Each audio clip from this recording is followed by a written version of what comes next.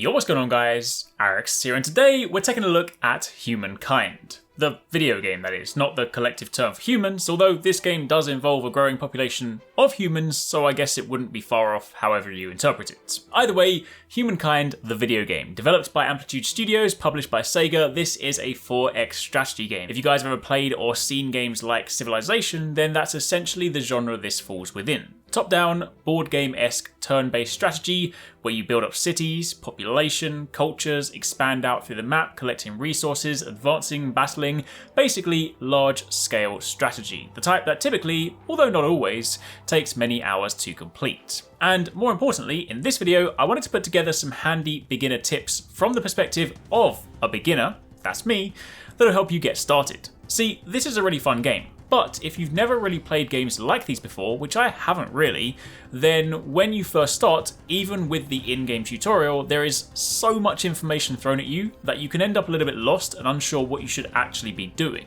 So, in my opinion, the best way to start as a beginner is to learn a few of the most important things to get started, things that will allow you to obtain resources and advance, and the rest you can learn in time. So if you do enjoy this video and you find it helpful, then a like would be super appreciated. I also want to take a moment to very kindly thank Sega for sponsoring this video and giving me a chance to check out the game early. Now let's get started. Firstly, in number 1, the era stars. Humankind is a little different to other 4X strategy games because at the start of the game, you don't pick a culture to play as for the entire campaign. Instead, everyone begins in the Neolithic era, then once you advance to the Ancient era, you pick a culture, and again, when you advance later, you can make another choice. So in that vein, it gives you a lot more options. But in order to advance, you want to check out your era stars. You can hover over the stars in the top left, or you can click on your banner, the big circle, to open the detailed menu. Here it lists the 3 starting stars. In order to advance from the Neolithic era to the Ancient era, you only need to complete one of these stars. You can do more, but one is the bare minimum. The growth star you get from increasing your population, which will happen organically as you explore and collect resources. The knowledge star is completed by collecting curiosities, which are like these little shiny items on some of the map tiles. And the hunter star is completed by killing and hunting wild animals. You'll notice that each star, once complete, also awards you with some fame. Now fame is the way you win the game. The more famous you are, well, you'll go down in history. And you can check your fame compared to the other factions on the left. So while I said a moment ago that you can advance to the Ancient era by completing just one era star, if you do all 3, you actually get a nice early game boost to your fame. Anyway, moving on from there to number 2, explore the map. Now you know what your goal is, it's time to take a little band of troops and send them exploring. Pick a random direction and send them walking. Doesn't matter where you go, as you explore you'll discover curiosities, which you collect simply by walking over the tile, and as you accrue resources and complete turns, your population will grow.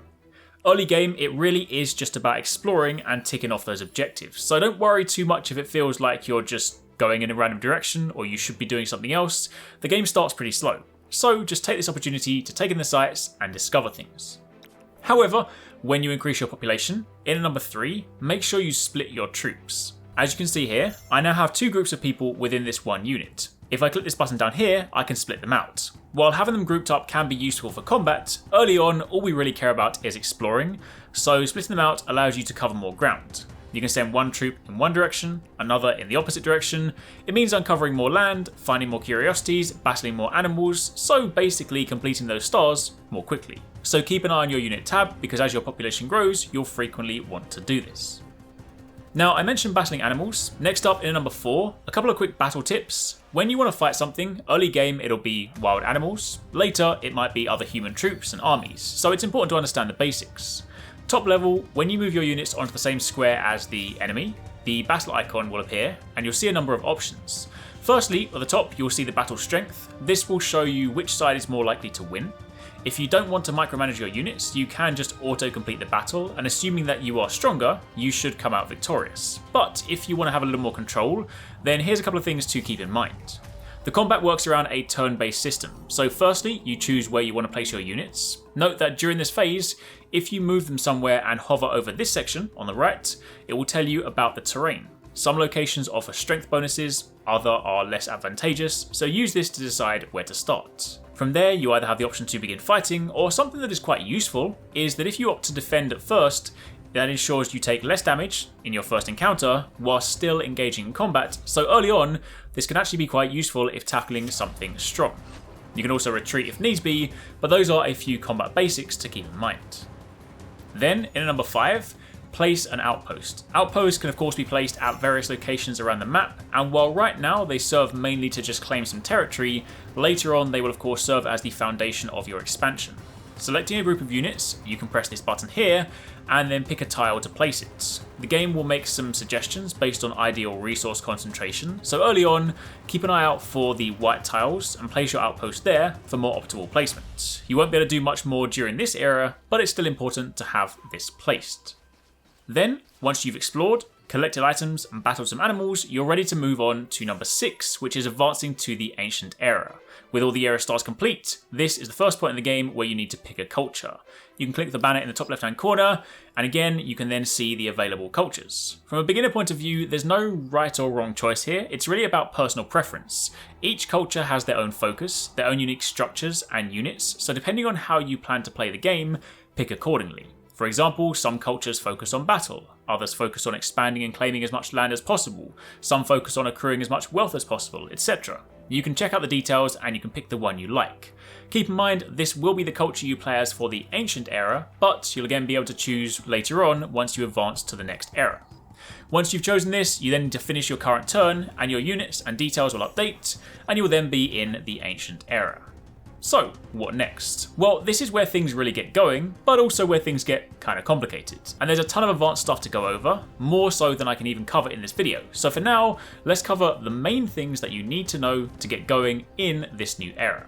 Number 7, the first thing you want to do is upgrade your city. Now you are in the Ancient Era, you can select your outpost and select the button to upgrade it to a city. Doing so allows you to improve its infrastructures, exploit more tiles, expand its borders, and have more control over the population's production.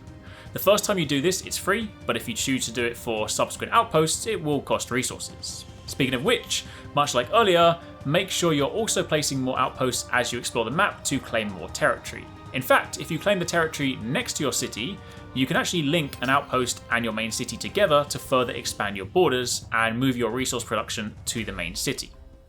However, moving on from there to number 8, you then want to begin building some basic infrastructure and some new quarters. This is important as it's the foundation of everything you do. The farmer's quarter is your food. This will link directly to your population. You need more population for more expansion, more production, so you need farmer's quarters to facilitate this. And the maker's quarters is for building industry. This is important as the more industry you have, the faster you can build things. And if you don't want to be in a position where something takes you 40 turns to build, I would highly recommend expanding this. Keep in mind that you can place multiple of these, and if you place the same quarters next to each other, you can then of course boost production. Once again, when you go to place them, it will of course have recommended tiles and it will show you what it will increase, what it will decrease, so place these accordingly. You will also have a unique building that is special to your culture, but just make sure you have the basic foundation of food and industry, because if you neglect this early on, making any sort of meaningful progress will become painfully slow. Then in at number 9, a new option will open up in this era, which is your technologies. If you click this little bottle icon in the bottom left hand corner, you'll open up this menu. This is how you will unlock new structures and units. You can hover over them to see what they do, but it's through this you'll unlock the ability to exploit mining nodes, tame horses, create fishing and exploration ships, or unlock better defensive structures. You can queue these up, but make sure you begin researching these early so you can begin unlocking more stuff for your economy, more structures, and just in general, taking advantage of the other aspects of the game. Without these, you'll have a very limited pool of buildings and structures, and there'll only be so many things you can do. So it's definitely important to start researching. And then finally, in at number 10, once again, be sure to check the era stars. In a new era, there are new things to focus on, and completing these will be how you advance to the next era. Different cultures specialize in different things, but these will help guide your gameplay. If you're unsure what to do, at this point in the game, you should focus on expanding your control of the map, building more quarters to up your production, and working towards completing these stars, as doing so will then allow you to move forward once again. But for the time being, that is it for this video. As you can see, there's a lot to learn, and this has only just scratched the surface. But if you are a complete beginner coming to this game and you've never played one of these before, then this guide should at least help you get started, which will then set you up nicely to begin learning the deeper mechanics of the game. I hope you found this helpful. If you have any questions, by all means let me know in the comments down below. But otherwise, thank you for watching, and I'll catch you guys in the next one. If you want to catch more from us at HyperX Gaming, don't forget you can catch the guys TwoSixNine and Paradise Central streaming over on Twitch weekdays, playing a variety of games. If you guys want to jump in, tune in, watch, and even join in, then make sure you check them out. The links to those are in the description box down below, and of course you can join the Discord to get involved in all of the discussions.